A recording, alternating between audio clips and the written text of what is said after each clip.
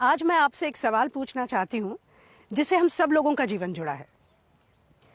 कौन से ऐसे प्रोफेशंस हैं जिनकी जीवन में हमें बार बार जरूरत पड़ती है? Doctor, teaching, social service. मैं फिर से पूछती हूँ, जरा सोच के बताइए, कौन सा ऐसा प्रोफेशन है जिससे विश्व के हर व्यक्ति का जीवन जुड़ा हुआ है? Politics, media, oxygen. चलिए मैं दूसरी तरह से पूछती हूँ, वो कौन सा ऐसा प्रोफेशन है जिसके बिना आप एक दिन भी नहीं जी सकते? हाउसवाइफ की सर्विसेज के बिना हम नहीं जी सकते। फिल्म इंडस्ट्रीज है, उसके बगैर तो आज की जीना मुश्किल है। WhatsApp, Twitter, Facebook. अब मैं क्या कहूँ, हाथ कंगन को आरसी क्या। इस पृथ्वी पर एक ही ऐसी चीज है जिससे हर व्यक्ति, हर जीवन जुड़ा है, और वो है कृषि। हमारी रोजमर्रा की जिंदगी में हमें डॉक्टर्स, लॉयर्स, इंजीनियर्स की कभी कभी जरूरत पड़ती है, लेकिन जिसकी हमें हर दिन, हर पल जरूरत पड़ती है वो है किसान। देखिए, आप सुबह उठते हैं, आप चाय या कॉफी पीते हैं, इन दोनों की भी तो खेती होती है। साथ ही आप बिस्किट खाते हैं, मतलब दूध, शक्कर, मैदा, फिर से खेती।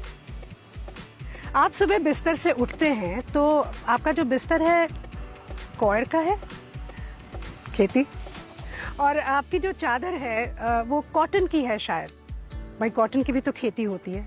और आपके सिरहाने रखा वो टेबल लैंप, उसका लैंप शेड जूट का है ना। नहाते हुए आप जो भी साबुन इस्तेमाल करते हैं, नीम, एलोवेरा, फ्लोरल, या जो भी टूथपेस्ट या शैम्पू, इस सब का रॉ मटेरियल कृषि से ही तो आता है। और ट्रैवल करते हुए आपने बड़े बड़े वेयर हाउसेस देखे होंगे, या तो डैम्स, कनाल्स, और ये बड़ी बड़ी फैक्ट्रीज, इन सब में इस्तेमाल होने वाला रॉ मटेरियल एग्रीकल्चर से ही आता है।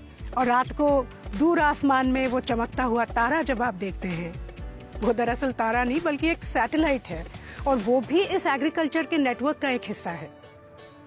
तो जमीन में दबे बीज से लेके आसमान में सैटेलाइट तक हमारा जीवन पूरी तरह से कृषि से घिरा हुआ है।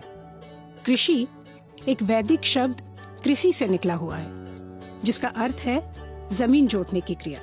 जब विश्व में बाकी और सभ्यताएं बसी भी नहीं थी, तब भारत कृषि में एक अग्रणी सभ्यता थी। इतना ही नहीं, बल्कि भारत में कृषि से रिलेटेड इन्वेंशंस, डिस्कवरीज और रिसर्च हुआ, जिसने पूरे विश्व को कृषि का ज्ञान दिया। रामायण और महाभारत के वक्त से लेकर इंडस वैली के वक्त तक हमारी कृषि काफी विकसित हो चुकी थी।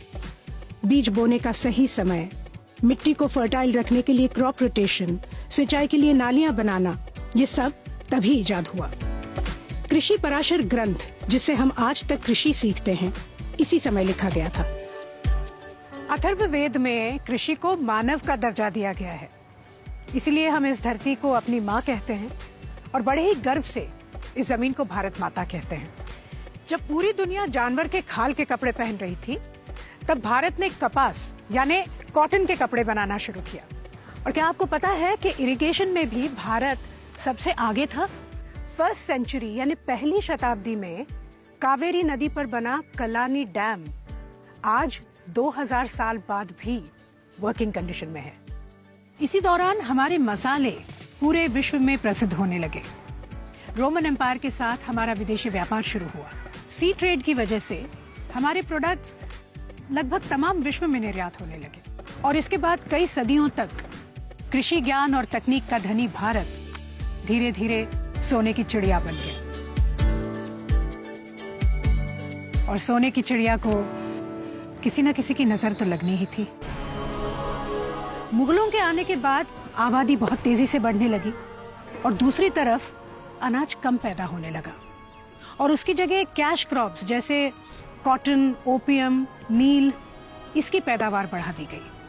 मुगलों ने 1/3 फसल कर मतलब टैक्स के रूप में लेना शुरू किया। एक तरफ फसल कम हो रही थी, और दूसरी तरफ किसानों की हालत खराब हो रही थी। भारतीय कृषि पर लगा ये ग्रहण और गहरा हुआ अंग्रेजों के राज में, जब 1793 में गवर्नर जनरल लॉर्ड कॉर्नवालिस ने जमींदारी को अधिकृत कर दिया। सारा पैसा रईसों के पास चला गया, और भारत को सोने की चिड़िया बनाने वाला किसान आखिरी पायदान पर आकर सबसे कमजोर हो गया। अंग्रेजों ने नील की खेती यानी इंडिगो फार्मिंग पर जोर दिया। इसके कारण अनाज कम उगने लगा, जमीन बंजर होने लगी। भूखमरी और किसानों में अभाव, ये हमारे देश में कृषि का स्वरूप हो गया।